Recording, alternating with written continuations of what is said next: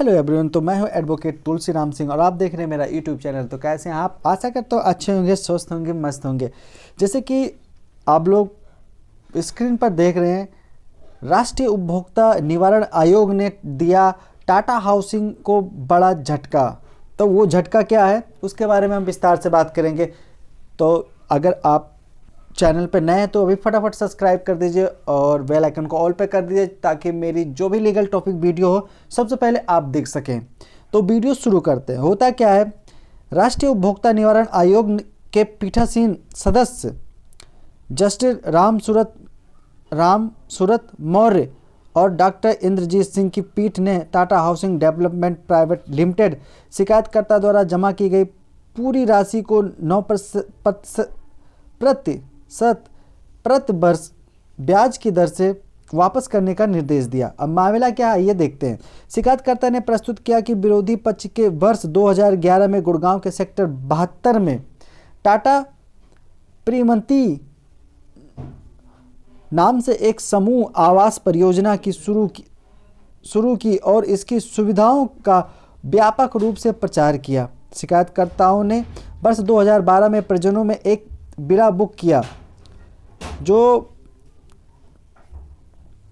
काफ़ी ज़्यादा महंगा और मोटी रकम पे था। राशि जमा की गई। जल्द ही शिकायतकर्ताओं को एक विला आवंटित कर दिया गया जिसकी कुल कीमत बहुत कम थी। रुपए की भुगतान योजना के अनुसार राशि का 25% आवंटन के 45 दिनों के भीतर देय था, जबकि 75% राशि ईंटा का काम पूरा होने पर देय थी और अन्य खर्चों का भुगतान कब्जे के प्रस्ताव के समय किया जाना था। शिकायतकर्ताओं ने कहा कि 2016 में उन्हें सूचित किया गया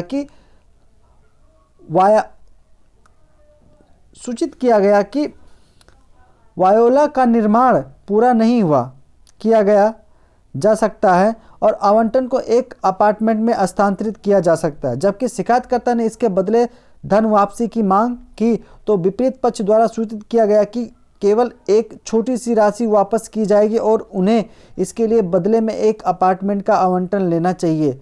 उक्त बात से सहमत होने के बाद शिकायतकर्ता ने उस अपार्टमेंट का निरीक्षण करने की मांग की, लेकिन उन्होंने इसके निर्माण में कई कमियां पाई जिन्हें कई बार आग्रह करने के बावजूद दूर नहीं किया गया। विरोधी पक्ष ने फोर्स मज्योर की दलील को एक कारण के रूप में लिया जिसके कारण विला का निर्माण पूरा नहीं हो सका।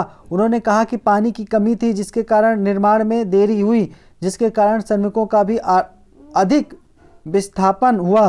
बाद में भारी बारिश और रेत उत्खनन पर प्रतिबंध के कारण काम रुक गया। उन्होंने यह भी कहा कि ऐसे में विरोधी पक्ष समय विस्तार के भी हकदार हैं। पीठ ने कहा अप्रत्याशित घटना की दलील एक सीमित अवधि के लिए थी जब भूजल के उपयोग पर प्रतिबंध के कारण निर्माण रोक दिया गया था। यह भी ध्यान दिया गया कि रेत के खनन पर प्रतिबंध के कारण अप्रत्याशित घटना की दलील भी अपर्याप्त है क्योंकि प्रतिवर्ष 2015 में लगाया गया जबकि निर्माण 2014 तक पूरा होना था।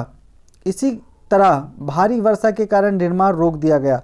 29/7/2016 और 1/9/2016 के दौरान आरोप लगाया गया था कि राष्ट्रीय ग्रीन ट्रिब्यूनल द्वारा प्रतिबंध 8/11/2016 को लगाया गया था।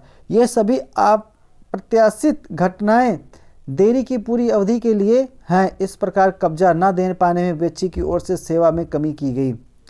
विला के आवंटन को एक अपार्टमेंट में बदलने की चिंता पर पीठ ने कहा कि शिकायतकर्ताओं के पास आवंटन को स्वीकार करने के अलावा कोई विकल्प नहीं था क्योंकि उन्हें धमकी दी गई थी कि रिफंड राशि बहुत कम होगी।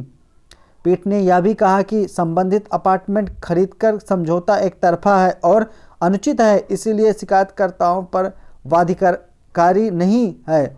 विपक्षी ने मनमाने ढंग से शिकायतकर्ताओं को विलंबित मुआवजा देने से इनकार कर दिया। पीठ ने आगे कहा कि शिकायतकर्ताओं और दामाद के साथ साथ विरोधी पक्ष के अधिकारी द्वारा अपार्टमेंट का निरीक्षण करने पर निर्माण में कई कमियों को इशारा किया गया।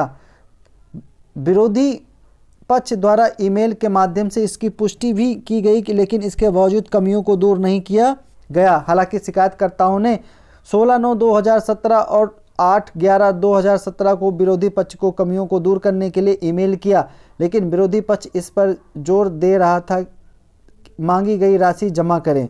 अंततः कमियों को दूर न किए जाने के कारण शिकायतकर्ताओं ने कब्जा लेने के बजाय रिफंड का विकल्प चुना। विरोधी पक्ष ने शिकायतकर्ताओं को यह सूचित करने वाला कोई संचार प्रस्तुत नहीं किया कि निर्माण में कमियों को उनके द्वारा स्वीकार किया गया था ठीक कर दिया गया है और इसी आधार पर शिकायतकर्ता ने रिफंड का दावा करने के लिए हकदार हैं।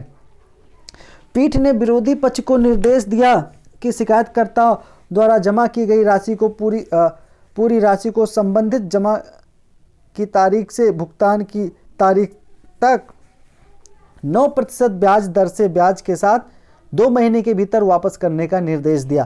केस का टाइटल है राज कैफरीहान और अन्य बनाम Tata housing development company limited. 2018 का लैंडमार्क जजमेंट है। तो अगर आप लोगों में से भी कोई कंज्यूमर है और जिसके साथ ऐसे धोखाधड़ी हुआ है तो वो भी कोर्ट का सहारा ले सकता है और अपने अधिकार के लिए लड़ सकता है, क्योंकि ऐसी चीज़ें होना एक आम बात है। दिखाते कुछ और हैं और देते कुछ और हैं, ये चीज़ें आम बात हो गई है। तो आप लोग भी, कोई भी आप लोगों में से कोई भी है तो अपने अधिकार के लिए लड़ सकता है, क्योंकि बहुत सारे ऐसे रूल बनाए गए, नियम बनाए गए जिसके तहत आप फाइट कर सकते हैं और अपने अधिकारों को और जो आपका फंडामेंटल राइट है उसको सुरक्षित रख सकते हैं। क्योंकि जो कंज्यूमर प्रोटेक्शन एक्ट बनाया गया है जिसके लिए डिस्ट्रिक्ट लेवल पर, स्टेट लेवल पर और नेशनल लेवल पर अदालत बनाई गई है और मैटर की वैल्यू के अकॉर्डिंग अलग अलग जगहों पर केस फाइल किया जा सकता है, जिसके चार्जेस बहुत कम होते हैं, जो कि मैं अपनी लास्ट वीडियो में बता चुका हूँ कौन से केस पे कितना चार्जेस होंगे। तो अगर ऐसी दिक्कत आती है तो आप कोर्ट का सहारा ले सकते हैं और वहाँ पे इन्वेस्टिगेशन होता है और जो उसमें दोषी होते हैं उनको सज़ा मिलती है। तो दोस्तों आशा करता हूँ ये चीज़ आप समझ गए होंगे। नहीं समझ में आएगा तो कमेंट बॉक्स में कमेंट जरूर करना और मैं फिर हाजिर हो जाऊँगा एक नई वीडियो लेकर, एक नए जोश के साथ। तब तक के लिए जय हिंद।